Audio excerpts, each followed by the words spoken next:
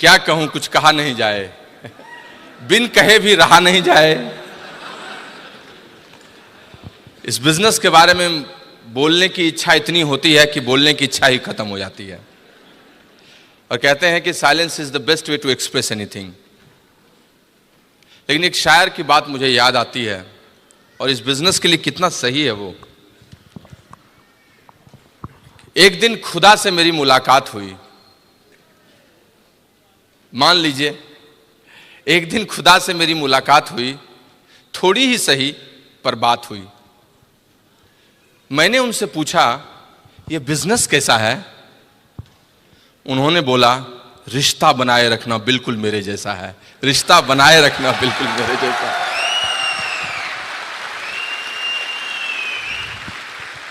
दोस्त, कहां कहां से उठ के लोग इस बिजनेस में आ जाते हैं और इस बिजनेस में एक बार मिल जाते हैं और इसकी संगत में रंग जाते हैं तो बिजनेस और इनमें कोई फर्क ही नहीं रह जाता, दोनों एक जैसे हो जाते हैं। लाली तेरे लाल की जित देखो तित लाल, लाली देखन मैं गई मैं भी हो गई लाल। This is all about I can say about this business. You can't discriminate a successful person and the pulses of this business. Amway और ब्रिट वर्ल्डवाइड का जो कॉम्बिनेशन है, उस कॉम्बिनेशन की संगत और एक सक्सेसफुल पर्सनैलिटी जो इस बिजनेस में है, आप इस दोनों चीजों को डिस्क्रिमिनेट नहीं कर सकते, अलग नहीं कर सकते। That's why I always be excited about this business. बहुत ज्यादा बुद्धिमान होने के बाद आदमी तर्कों के जाल में घुस जाता है, लेकिन अगर उसको मौलिक ज्ञान, फंडामेंटल नॉलेज, इसको विजडम कहते हैं, वो आ जाए तो इसके अंदर जाता चला जाता है, घुसता चला जाता है, गहरे पानी में और पैठ लगाता है। और जब से मैंने इस बिजनेस के बारे में ठीक से समझा दोस्त, पीछे मुड़कर कभी नहीं देखा। यात्रा जारी है, लगातार जारी है, लेकिन पीछे मुड़ने की कोई बात नहीं है। सच बताता हूं आपको, I am so excited about today's function, specially आज जो हमारा रिकॉग्निशन हो रहा है फाउंडर डायमंडशिप के बारे में। आई मीन इस सीजन में कई जगह रिकॉग्निशन हो रहे हैं। ब्रह्मपुत्र नदी के किनारे गुवाहाटी में मेरा ऑलरेडी रिकॉग्निशन हो चुका है, गंगा के किनारे पटना में भी होना है 29 को, लेकिन यमुना के किनारे दिल्ली की कुछ और ही बात है। मैं आपको बताता हूं, चाहे कुछ भी कर ले कोई राजनीति में, लाल किले में जब तक खड़ा नहीं होता है राजनीति पूर्ण नहीं होती है। I am telling you. सबको दिल्ली आकर ही यहां पर अपने नेतृत्व के शिखर पे जाना पड़ा है। So I am proud and privilege that I am in front of you people and I am recognised on Delhi stage. I am telling you, God bless all these Britt staffs and everybody. मैं ईश्वर का धन्यवाद करता हूं हमेशा, और कुछ भी बातचीत करूं उसके पहले उनको कहे बगैर रह नहीं सकता, क्योंकि राई को पर्वत कर देते हैं और पर्वत को क्षण में राई कर देते हैं। किसको कहां पहुंचा देते हैं, यह सब उन्हीं की कहानी है। उनके बारे में तो बात करने में एक सेशन ही अलग हो जाएगा। सबसे पहले उनको धन्यवाद, जिन्होंने, अनुराग कह रहे थे 84 लाख योनि में ये योनि दी, तो उनको सबसे पहले धन्यवाद जिन्होंने स्वस्थ शरीर सन्मति दिया, इस आर्यावर्त में भारतवर्ष, अखंड भारतवर्ष में जन्म दिया, पैदा किया और इतना स्वस्थ सब कुछ दिया ताकि कुछ कर सके। I am so blessed, I mean the blessings always comes from. एक जोरदार ताली दीजिए ऊपर वाले उस ईश्वर के लिए।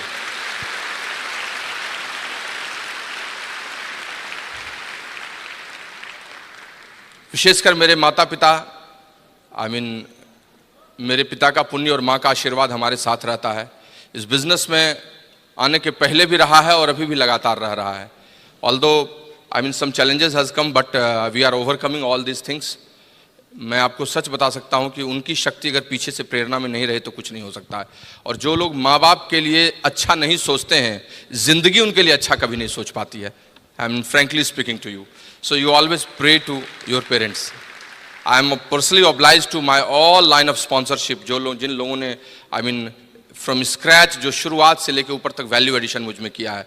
मेरे इस पूरे व्यक्तित्व का योगदान उस समस्त मेरी उस वंशावली को है जो मंजरी किशोर रूप स्पॉन्सर से शुरू होती है, जो कुछ दिनों के लिए साथ रही थी और वहाँ से होते हुए बहुत ऊपर तक जाती है। किसी का भी नाम लें, आई मीन देवेश और अविनाश एंड रीना, संजय उपाध्याय, संजय गुप्ता से लेके आशीष प्रभा, और फिर none other than Anurag and Nidhi Agrawal, you can से।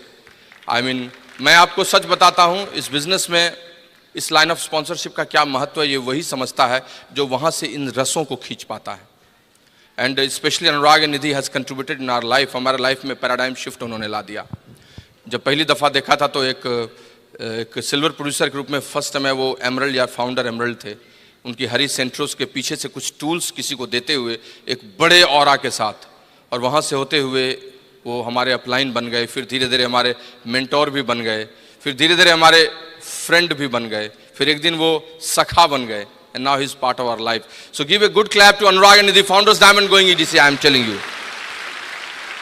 I mean, special thanks to the whole country mentor Kanti and Lata Gala, and especially this Brit Worldwide Associates, जिन्होंने एक व्यक्ति को एक प्रवृत्ति के रूप में बना दिया, सिस्टम इतना बढ़िया से एस्टैब्लिश कर दिया कि मेरे जैसा आदमी भी जिसके पास मुश्किल से समय निकलता था, वो पार्ट टाइम इस बिजनेस को बिल्ड कर सका और बहुत आगे जा सका. I am telling you, I mean special thanks to all these persons, specially Britt staffs and Amway employ also. ये सब लोगों की देन है यहाँ पर मुझे यहाँ पर लाने और पहुँचने की.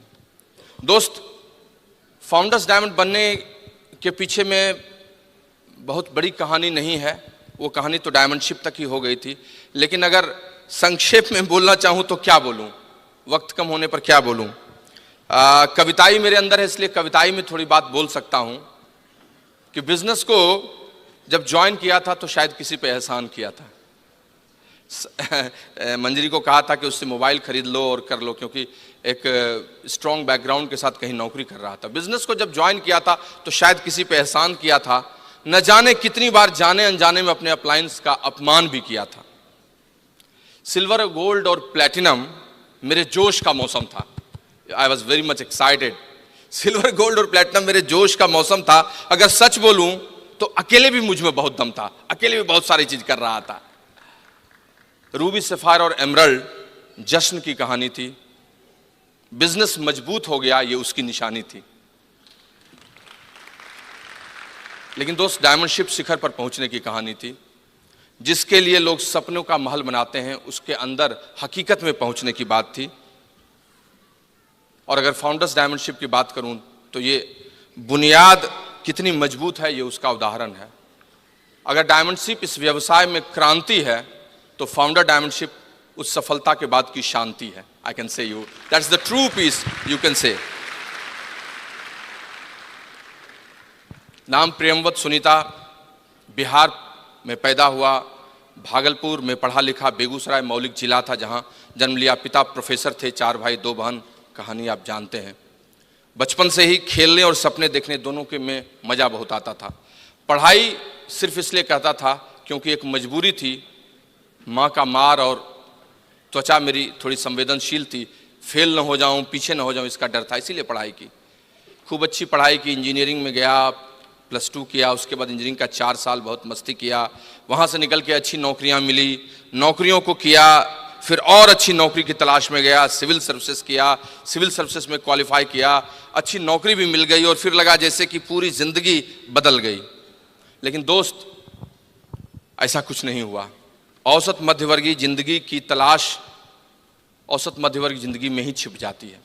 हम भी 3-4 वर्षों में समझ गए कि जिस ट्रेन पे चढ़ा हूं उसकी रफ्तार 120 किलोमीटर पर आवर है और 250 किलोमीटर पर आवर या 50 किलोमीटर 500 किलोमीटर पर आवर से ये ट्रेन चल नहीं सकती है. तो इस ट्रेन से जितने देर में सफ़र पूरा किया जा सकता है वहीं तक जा पाऊंगा, चाहे ट्रेन में बैठे रहूं, सोऊं या खूब दौड़ूं. और जिस दिन ये बात समझ में आ गई, अंदर से मन उदास हो गया. लेकिन और क्या करता, best of the best education किया ही था, best of the best job लिया ही था. विकल्प कुछ समझ में नहीं आता था. उदारीकरण का ऐसा माहौल नहीं था, बिहार में ऐसा वातावरण नहीं था. और सिवाय इसके कि अपनी नौकरी में ही अपने आप को समझा के रहूं, छोटे छोटे ताजमहल को खोजूं, बड़े ताजमहल देखने के बदले सारी चीज़ों को छोटा कर लूं और अपनी ज़िंदगी में यही समझूं कि इतना भी कोई कुछ कैसे कर पाता है. बस इसी में अपने आप को बंद कर लिया था. दोस्त, जिंदगी हाँफ रही थी, भाग रही थी, लेकिन जिंदगी को कोई उत्तर देने वाला नहीं था. और इसी बीच में एक लड़की आती है, रविवार को प्लान दिखाती है, बिजनेस में आता हूँ, एक बड़े फंक्शन सेमिनार में जाता हूँ, पैराडाइम शिफ्ट हो जाता है, चीज़ें बदल जाती हैं और फिर गंभीर सीरियस हो जाता हूँ इस बिजनेस में. दोस्त, एक शब्द है जिसको कहते हैं देखना और एक दूसरा शब्द है जिसको कहते हैं दृष्टि, विजन. देखता बहुत है लोग, लेकिन दृष्टि बहुत कम लोगों के पास होती है. और दृष्टि जिस दिन आदमी को मिल जाती है, आदमी उसी दिन से निर्णय लेता है किसी चीज के बारे में.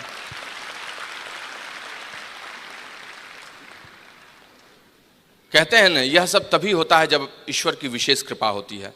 मेरी जिंदगी भी खराब हो सकती थी अगर उनकी विशेष कृपा नहीं होती। उनकी विशेष कृपा हुई, मैं इस बिजनेस के मर्म को समझ गया कि मेरी औकात नहीं है कि मेरे पास अभी 50 करोड़ रुपए हों कि मैं एक सिस्टम क्रिएट करूं अलग से 500 एम्प्लॉय रखकर।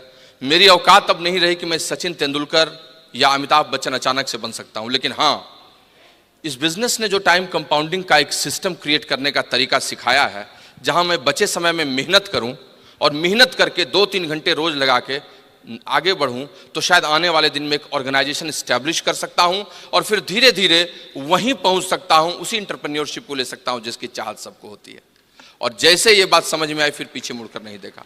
यात्रा पूरी होती चली गई दोस्त। हाँ, संघर्ष हुआ बीच में, ऐसा नहीं है कि संघर्ष नहीं हुआ। मैंने पहले भी सुनाया है, आज वो वक्त नहीं है, लेकिन मैं इतना कह सकता हूं, संघर्ष का स्तर दूसरा था। ऐसा नहीं था कि पैसे की कमी थी, या ऐसा नहीं था कि काम करना मुझे नहीं आता था, लेकिन अंदर का संघर्ष बहुत था। लोगों की आलोचनाओं को सुनना था, लोग कुछ न कुछ बोलते थे। लीक से हटकर चलने पर लोगों का दृष्टिकोण शुरुआती दौर में अलग होता है, जब आप सफल हो जाते हैं तब दूसरा हो जाता है। वो सब चीजें थी। उनका संघर्ष बहुत बड़ा था। लोग कहते थे, प्रेमवत क्यों साबुन बेचते हो, इतने अच्छे अधिकारी हो, क्या कम गया है तुमको, कुछ दूसरा काम करो।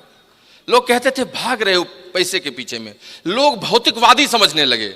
लोगों के दिमाग में चला गया कि ये अपनी जिंदगी को बर्बाद कर रहा है। और इन आलोचनाओं से बचने का तरीका बड़ा मुश्किल होता है दोस्त। लेकिन जब आपकी बात आपको समझ में आ जाए और अगर आप लक्ष्य पे लगे हुए हैं, तो फिर आप लोगों की आलोचनाओं को नहीं देखते हैं, इधर उधर नहीं देखते हैं, आप सिर्फ अपने लक्ष्य की ओर देखते हैं। आप सिर्फ उन्हीं चीजों को फोकस करते हैं जिससे आप ग्रोथ ले सकते हैं। निराला ने एक बड़ी अच्छी कविता लिखी है उन यूथ्स के लिए, उन युवाओं के लिए जो आगे बढ़ना चाहते हैं और इधर उधर नहीं देखते हैं। मैं आपको सुनाता हूं। उन्होंने लिखा है कि युग का जुआ मत देख दाएं और बाएं, don't see left and right, मत देख दाएं और बाएं, झांक मत बगलें न अपनी आंख कर नीचे। अगर कुछ देखना है तो देख अपने वो वृषभ कंधे, जिन्हें देता चुनौती सामने तेरे खड़ा युग का जुआ। अपने कंधे को देखो, अपने स्ट्रेंथ एंड वीकनेसेस को देखो, वही तुमको वही आप आगे ले जाएगा। दोस्त, सपने को मरने नहीं देना है, उस समय लक्ष्य की ओर चलना है। और सपने मर जाते हैं तो व्यक्ति ही मर जाता है। उपास ने कहा है ना कि आदमी रोज दफ्तर जाने से नहीं मरता है, आदमी कम खाने से नहीं मरता है। रोज जाइएगा दफ्तर तो मर नहीं जाइएगा आप। आदमी रोज दफ्तर जाने से नहीं मरता है, आदमी कम खाने से नहीं मरता है। लेकिन जिस दिन उसके सपने मर जाते हैं, आदमी उसी दिन मर जाता है। लाश चलती है, उसके बाद लाश सरवाइव करती है। मैंने उसी दिन से निर्णय लिया, संघर्ष से निकला, संघर्षें हुई, बहुत सारी बातें हुई। स्पेशली एमरल्ड से डायमंड और डायमंडशिप से फाउंडर डायमंडशिप में बहुत चीजें देखा। बहुत सारे स्लाइड्स हैं, जिन स्लाइड्स को मैं दिखाऊं तो आपको मजा आएगा, देश से रहेगा, अच्छा लगेगा। एक बड़ा सक्सेसफुल ऑफिसर जिसके कमरे में 40 लाख से नीचे टैक्स देने वाला आदमी नहीं अंदर जाता हो, वो रात को 1 बजे 1:30 बजे जाड़े में एक 3rd क्लास के कूपे में, चूंकि उसको सवेरे 7 बजे भागलपुर में मीटिंग लेनी है, उसमें 2 बॉगी के चेयर्स के बीच में ऐसे ठंड से बचते हुए सिकुड़ के जा रहा हो और सवेरे मीटिंग लेने जा रहा हो। जो एलएस ट्रिप से फ्लाइट से आ रहा हो, उसके पास समय की कमी हो, फिर कलकत्ता से फ्लाइट पकड़ के रांची चला जा रहा हो, वहां मीटिंग लेके नाइट आउट्स करके 4 बजे सवेरे बस में लग के फिर पहुंच रहा हो और सीधे ऑफिस जा रहा हो। These were struggles, my struggles were और डिफरेंट टाइप। मैं रात को शनिवार की रात की फ्लाइट पकड़ता था पटना से और रात को लैंड करता था दिल्ली में, और सोमवार की पहली फ्लाइट पकड़कर फिर पहुंच जाता था और अपने दफ्तर में रहता था। नहाना बाद में होगा, देखा जाएगा। ठंड के दिन में ऐसे भी कितने लोग नहाते हैं। एक बार एक रेक्सोना की लड़की ने एक मार्गो के लड़के से प्रेम कर लिया। रेक्सोना की लड़की ने मार्गो के लड़के से प्रेम कर लिया। उसने कहा, आई लव यू, मैं तुमको अपना लाइफ बॉय बनाना चाहती हूं। दोनों में प्यार पियर्स की तरह साफ और सफेद था। फिर दोनों की शादी ब्रिज के गार्डन में हुई, जिसमें लक्स, फा, विवेल सब लोग आए, और शादी के बाद दोनों के जुड़वा बच्चे हुए, जिसका नाम जॉनसन एंड जॉनसन था।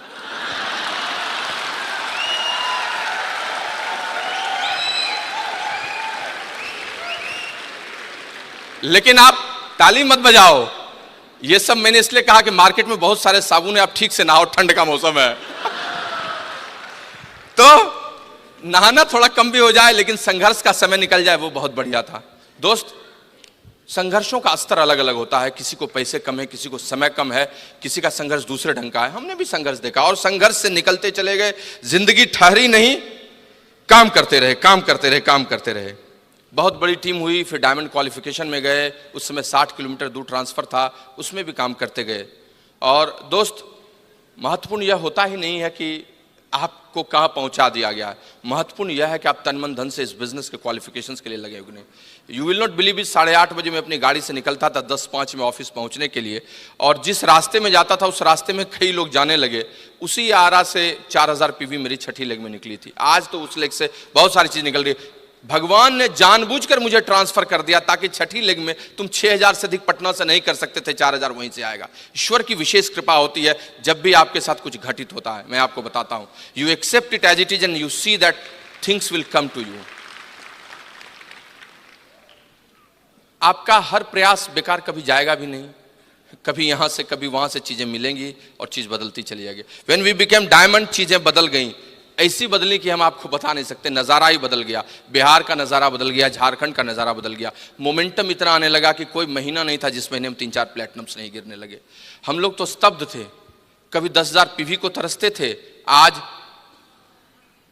टोकरी में पिन बरसते हैं। The only difference is that कैसे ये बदल गया, सब कुछ बदलता चला गया और फिर चीज़ें बदलने लगेंगी, कंसोलिडेशन होने लगे, जिंदगी का नज़रिया बदल गया, हम लोग सक्सेसफुल लगने लगे, फिर फाइनेंस बहुत बदल गया, पैसे का स्तर बदल गया, जीवन बदल गया, चरित्र बदल गया, व्यक्तित्व बदल गया, घर बदल गया, गाड़ी बदल गई, सब कुछ होने लगा। ये सब कुछ इसी का साइड इफेक्ट्स था। मैं आपको बता नहीं सकता हूं कितनी अच्छी जिंदगी हो गई उसके बाद। मैं बहुत ही शेयर नहीं कर सकता बिकॉज ब्रिट ने मुझे कुछ टॉपिक्स भी दे दिया है बोलने के लिए। सो मैं आपको सिर्फ इतना बता सकता हूं कि दोस्त, एक संपूर्ण व्यक्तित्व के लिए 3 चीजें बहुत जरूरी होती हैं जो आपके चरित्र का निर्माण करती हैं। आपका वर्क एथिक्स, आपकी पर्सनैलिटी जिसमें एक्सटर्नल इंटरनल दोनों है, और सबसे अधिक आपका कंडक्ट और एटीट्यूड जो होती है। इस तीनों को मिलाकर एक सुंदर व्यक्तित्व का निर्माण होता है। इस बिजनेस ने मेरे चरित्र को भी बदल दिया, मेरी कार्य क्षमता को बदल दिया, वर्क एथिक्स को बदल दिया, और मेरे यू कैन से दैट जो सोच का नजरिया था, एटीट्यूड और कंडक्ट, उसको भी बदल दिया। और ये सब यहीं से हुआ दोस्त, सब यहीं से हुआ। आज हम मस्ती करते हैं, घूमते हैं, क्या एल एस ट्रिप की कहानी सुनाएं और क्या घूमने की बात करें, वो सब बात करने में मुझे बहुत मजा आता है। And I will say that जिंदगी इतनी अच्छी हो गई कि हम आपको बता नहीं सकते। पिछले साल जब हम लोग फाउंडर डायमंडशिप ट्रैक कर रहे थे तो सुनीता की बड़ी इच्छा थी कि प्रेमवत तुम थोड़ा मेहनत करो तो तुम इस बार फाउंडरशिप चले जाओगे। मैंने थोड़ा जोर लगाया, नीचे में दिन और भोर लगाया और सबके अंदर में एक नया पलीता डाला, चीजें बदलती चली गई। विद गॉड्स ब्लेसिंग अभी we are just sitting on exploding business. We cannot forecast how many platinums are coming from September. Every month new platinums, new qualification has been started. और ऐसा माहौल हो गया है कि जिसकी कल्पना हम नहीं कर सकते। सब ऊपर वाले की कृपया, स्प्रिट वर्ल्डवाइड का एसोसिएट और ये सारे लाइन ऑफ स्पॉन्सरशिप का कमाल है। मैं आपको बता नहीं सकता। yesterday night I had coffee with my upline Avinash ji and I was talking so much things for 1.5 hours. We were staying in Dwarika और वही बोल रहे थे कि एक समय था जब 15% पर थे तो कैसे बात करते थे, एक समय था जब फाउंडर्स प्लेटिनम जा रहे थे तो अनुराग जी कैसे ड्रीम बिल्ड करते थे, और एक समय है जब इन सब चीज़ों को सुनाने के लिए, आपका रिस्पेक्ट पाने के लिए कैसे काम करते हैं। God is great and he has given such good business. हम आपको बता नहीं सकते हैं आज जीवन कितना बदल गया। अगर कहानी बताऊँ तो एक एक ट्रिप में इतना मज़ा है कि हम आपको बता नहीं सकते हैं। लेकिन इस सब के पीछे में जिस एक शख्सियत का बहुत बड़ा योगदान रहा है, जिसको मैं हमेशा मस्ती से, मजाक से कहता हूँ, लेकिन वो मेरे 3 बच्चों की माँ है, मेरे जैसे अरबी घोड़े को पकड़े रहती है, मेरी धर्म पत्नी, मेरी गरम पत्नी, जिसको मैंने सालों साल से प्यार किया है। 100 साल पहले मुझे तुमसे प्यार था, आज भी है और कल भी रहेगा। पहले मैं इसके लिए गाता था ये रेशमी जुल्फें, ये सरबती आंखें हैं। आजकल गाता हूँ साड़ी के फॉल से तुझे मैच किया रे, कभी छोड़ दिया रे, कभी कैच किया रे। But I am telling you she is awesome. इसने मेरी जिंदगी में इतना बड़ा इंद्रधनुषी बदलाव किया है जिसकी आप कल्पना नहीं कर सकते हैं। और the best thing is that कि मेरे हताशा के क्षणों में बस सिर्फ इतना कहती है कि तुम प्रेमवत क्यों थोड़ा सा भी हताश निराश हो रहे हो, तुम कितना कर सकते हो तुमको पता नहीं है। अगर मैं हनुमान हूं तो ये मेरी जामवंत है। Give a good clap to her. Thank you Priyamvad. Hello friends, good evening. नाम सुनीता प्रियंवद और मैं भी बिहार से ही बिलोंग करती हूँ और बहुत मज़े में लाइफ चल रही है। मैं थोड़ा सा अपना स्टोरी बताऊंगी, टाइम बहुत कम है और थोड़ा सा टॉपिक पे भी बात करूंगी। और मैं भी मिडिल क्लास फैमिली से ही बिलोंग करती हूँ और बहुत अच्छे डिसिप्लिन लाइफ मैंने बिताया है और अच्छे से पढ़ाई लिखाई की।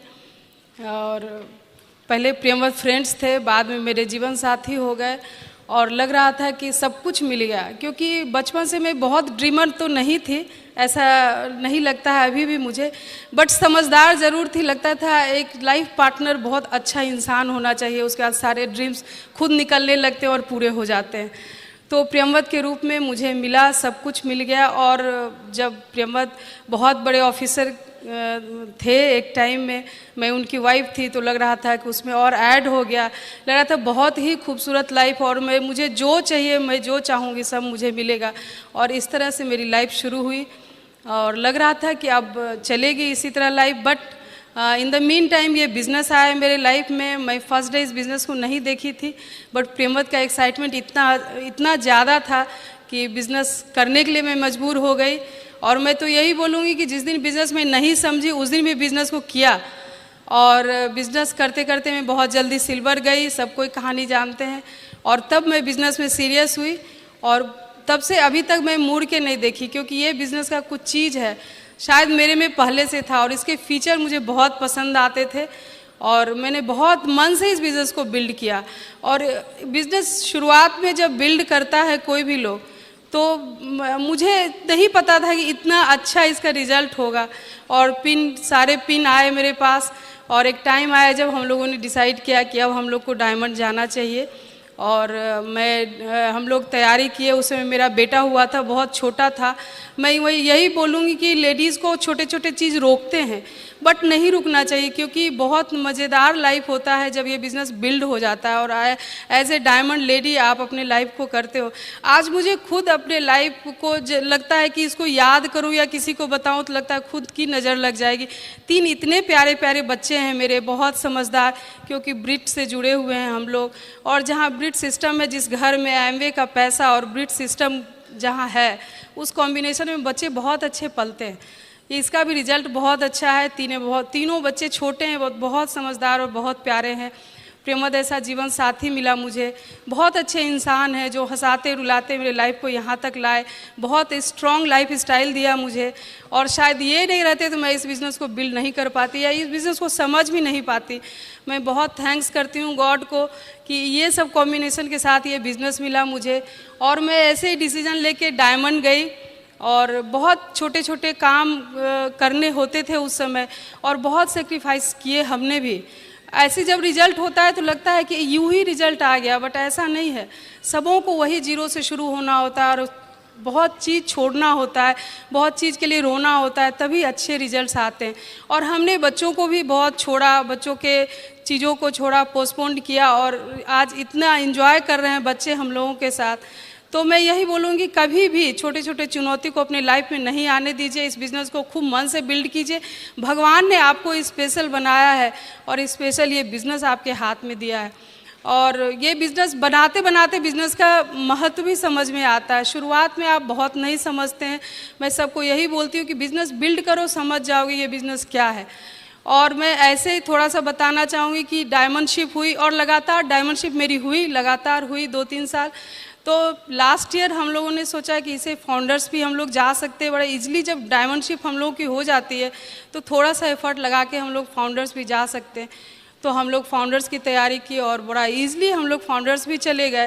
तो थोड़ा सा मैं टॉपिक पे बात करूँगी कि डायमंड गए तो क्वालिफ़िकेशन और रीक्वालिफ़िकेशन पे मुझे 2 लाइन बात करना है कि क्वालिफाई हम करते हैं, जब डिसीजन लेते हैं तो अपने को जोड़ते हैं और उसमें कुछ लोगों को ऐड करते हैं, जिससे पीवी आता है, कुछ लोग आते हैं अच्छे अच्छे, तो ऐड करके हम उस साल डायमंड जाते हैं। बट रीक्वालिफाई होने के लिए हमने उन्हीं नए नए लोगों को जिनको ऐड किया था बिल्ड किया अगले साल।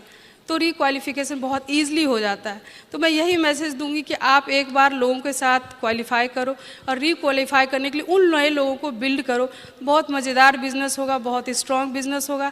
बहुत अच्छा लगा बात करके, फिर थोड़ी बात करेंगे आप लोगों से। और all the best, wish you all. और आप लोग खूब खूब जो चाहे इस बिजनेस में खूब मन से बिल्ड करें और जो चाहे सब पाए। भगवान आपके साथ है। Thank you, God bless you. दोस्त 2009 में 2009 आई बिकेम डायमंड, और उसके बाद ये क्वालिफिकेशंस रिक्वालिफिकेशंस में बदलता चला। आई काउंसल्ड विद माय अपलाइन, और जो सबसे बड़ा रिवॉर्ड इस बिजनेस ने मुझे दिया, जिसकी तलाश में मैं था, जिसको मैं चाहता था, मेरा ड्रीम ही था। मैं ऐसा नहीं था कि मुझे नौकरी बुरी नहीं लगती, आई एम प्राउड ऑफ दैट, या ऑफिस जाना डिसिप्लिन अच्छा लगता है, लेकिन अपनी शर्तों पर। I had always dream that I should have my own office, secretary, HR wing, everything. लेकिन वो कैसे संभव था? Until unless I will not be free from job, free from my government job. और दोस्त 2011 में वो समय आया जब सच्ची में आज़ादी मिली। इस बिजनेस का जो ट्रू अकॉम्प्लिशमेंट है that I took in March 2011, जब हमारे अपलाइन ने कहा कि your all legs are done and everything is going ahead, now you can take. और तब 2011 में जाकर मैंने अपने प्री बॉस को एक प्रेम पत्र थमाया, जिसमें लिखते हुए कि महोदय, आपसे सविनय निवेदन है कि आपने बहुत दिनों तक योगदान दिया, मैंने सेवा की 14 वर्षों तक, अमूल्य प्राप्ति और उपलब्धि भी आपसे हुई, लेकिन अब क्या करूं, बड़े दुख के साथ सूचित करना है कि मेरा टर्नओवर बहुत बड़ा हो गया है। बिजनेस में बहुत प्लैटिनम्स, एमरल्ड्स हो गए हैं, और अब वक्त है जब मैं आपसे विदा लूं। कृपया कारण नहीं पूछिएगा, लेकिन अगर उत्सुकता बनी रहे तो 11 बजे रविवार को रविंद्र भवन में ओपन मीटिंग में आ जाइएगा।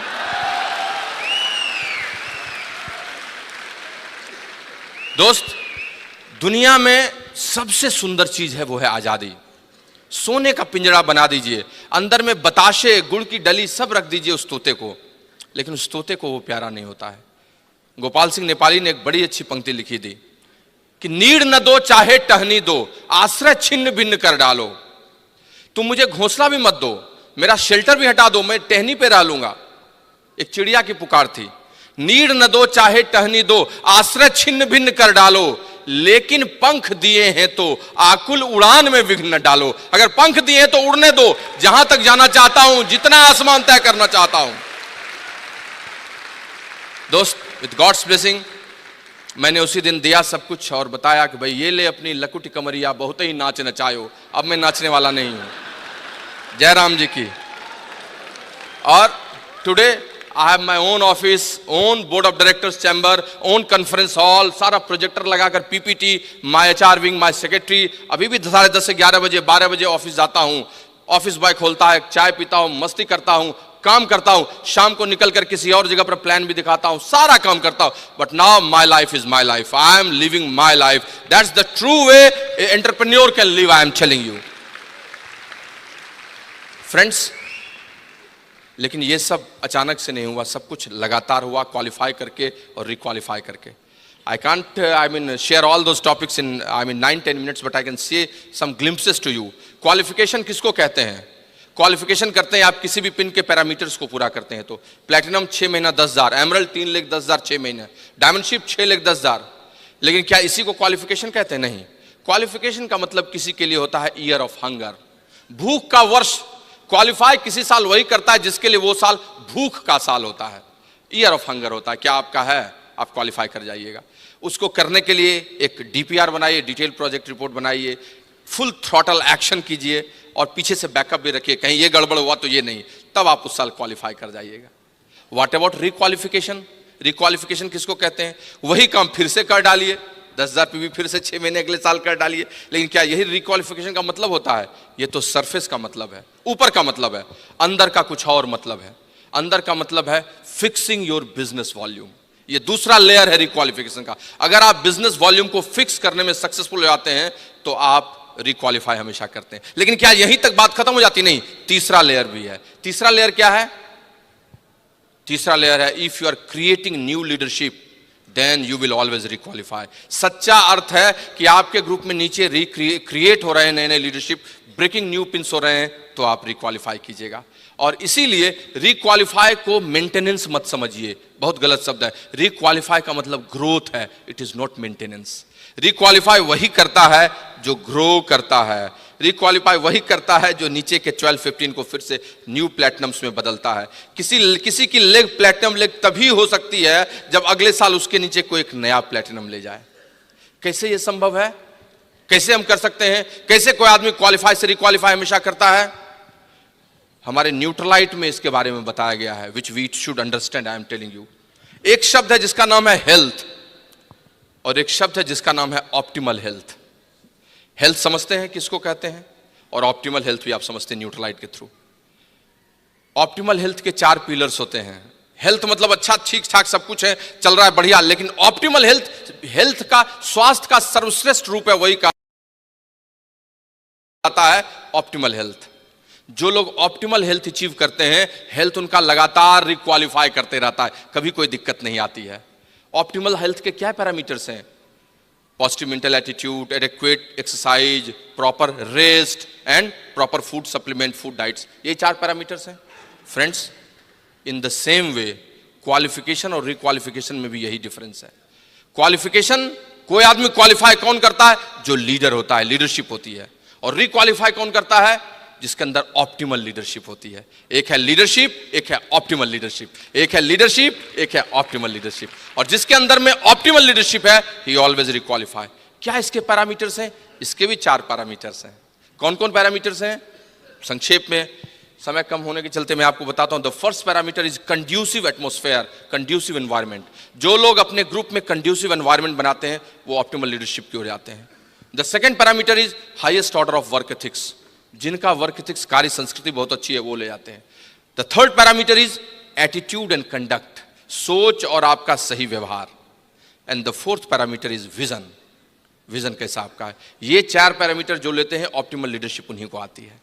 पहला पैरामीटर क्या है? Conducive atmosphere. I don't want to say, मैं ज़्यादा बोलना नहीं चाहता हूं, बस इतना कहना चाहता हूं कि अपने ग्रुप में जो सही वातावरण बनाते हैं, थर्मोस्टेट का रोल क्रिएट करते हैं, ऑप्टिमल लीडरशिप वहीं आती है। थर्मोमीटर नहीं बनते हैं। प्रॉपर गेटिंग स्टार्टेड, रात को नाइट आउट्स, उसके साथ ओपन मीटिंग, पेस मीटिंग का इंपॉर्टेंस, ये सब जो लोग कंसिस्टेंटली एंड परसिस्टेंटली करते हैं, लीडरशिप वहाँ ऑप्टिमल लीडरशिप में बदलती रहती है। द सेकेंड चीज है highest order of work ethics.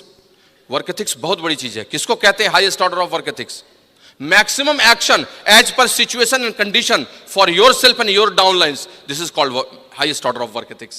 आपकी उच्च कार्य संस्कृति क्या है? जो आपकी स्थिति है और जितना आप काम कर सकते हैं, उसी में अपने लिए और अपने ग्रुप के लिए जो सबसे अधिक काम करता है, वो कहलाता है highest order of work ethics.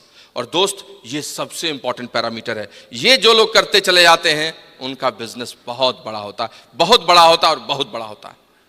दोस्त, इस बिजनेस में बोलने से काम नहीं चलता है। लगातार क्वालिफाई करने के लिए वही करते रहना होता है। आपको एक्शन जोन में रहना होता है। You have to always in action zone. You have to swim on your calendar and your downlines calendar. और जो लोग ये लगातार करते हैं, उनका बॉडी लैंग्वेज बदला रहता है, उनकी भाषा बदली रहती है, उनके ग्रुप में चीजें बदलती रहती हैं, वो प्लान भी दिखाते रहते हैं, वो काम करते रहते हैं, वो उन्हीं लोगों पर फोकस करते हैं जिनके साथ काम करना है। रोने से कुछ नहीं इस बिजनेस में होता है। लीडरशिप ऑप्टिमल लीडरशिप में कभी नहीं बदलती है। सोचने से कुछ नहीं होता है। वो कहते हैं ना कि ख्वाहिशों से नहीं गिरते फूल झोली में, वक्त की शाख को हिलाना होगा। ख्वाहिशों से नहीं गिरते हैं फूल झोली में, वक्त की शाख को हिलाना होगा। कुछ नहीं होगा अंधेरों को बुरा कहने से, अपने हिस्से का दिया खुद जलाना होगा, अपने हिस्से का दिया खुद जलाना होगा। मेरी तो वो लेग चली गई, मेरी तो वो लेग चली गई, मैं तो कुछ नहीं कर पा रहा हूं, था इतना बढ़िया था 15% पर वो नहीं जा रहा है। रोते रहने से, उनके लिए कुछ करने से कुछ नहीं होगा। वो 15% कभी नहीं जाएगा। वो आपके जीवन का बेताल है जो नहीं जाना चाहता है। You have to go in width, you have to go in width, you have to create again leadership. वो बैठा रहेगा, कर लो ना, मैं तो, तुम कितना भी सोचो, मैं तो जाऊंगा ही नहीं, प्लेटिनम एमराल्ड कैसे जाओगे? और आपके कंधे पर फिर बैठेगा वो ससुरा कलमुहा। लेकिन अगर आप विड्थ में क्रिएट कर रहे हैं, चीजें कर रहे हैं, प्लान दिखा रहे हैं, लोगों के साथ काम कर रहे हैं, आपके लिए चीजें बदलती रहेंगी। इस बार नहीं, अगली बार, इस बार नहीं, ये कपल नहीं, ये कपल, ये कपल नहीं, ये कपल।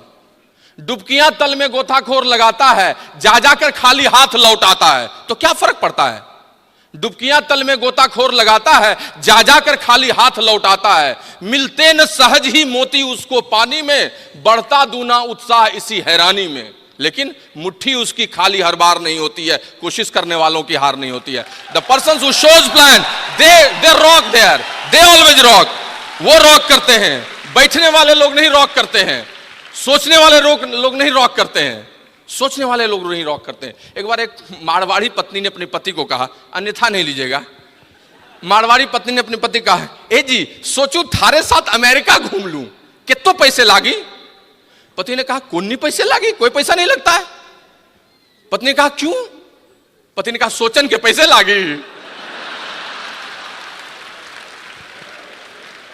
कुछ लोग सोचते हैं कि वो ईडीसी जाएंगे, सोचते हैं कि इस बार क्वालिफाई करेंगे, सोचने से दोस्त नहीं होता है। कुछ लोग प्रोस्पेक्ट ढूंढते हैं, ला दीजिए प्रोस्पेक्ट, हमको किसी तरह से ला दीजिए, मिल जाएगा। एक बार औरंगजेब ने अपने सेनापति को कहा कि दुश्मन कहां है बताओ, तो सेनापति ने कहा कि सम्राट हम लोग मुगल हैं, गूगल नहीं, खोजेंगे नहीं। आपका प्लान गूगल नहीं है, खोजेगा आपके लिए। You have to go and show the plan, you have to do all this things, I am telling you, वही आपके लिए होगा। हमें वैसे लोगों की जरूरत नहीं है।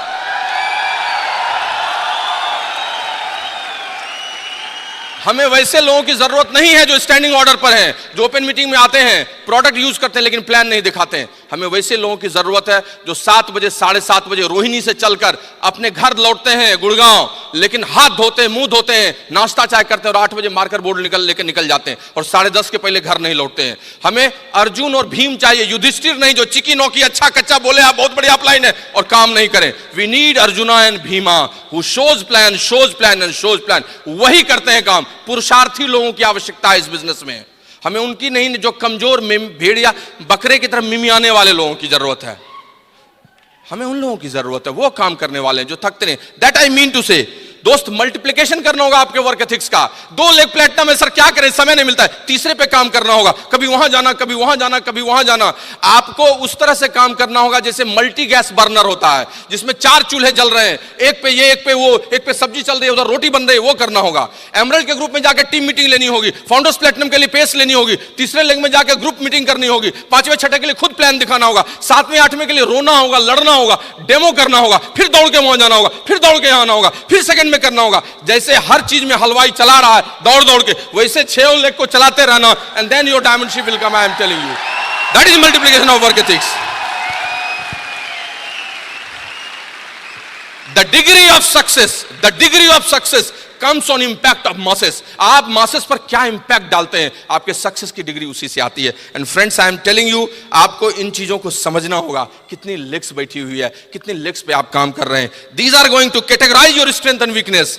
अपने 9% को निकालिए अदर से, वीक लेग्स में घुसिए, डेली मॉनिटरिंग कीजिए। If you want to go founders, सितंबर, अक्टूबर, नवंबर, दिसंबर को लॉक कीजिए 4 महीना लगातार, then you will see the consequences of your business. I am telling you, that's give you the real result.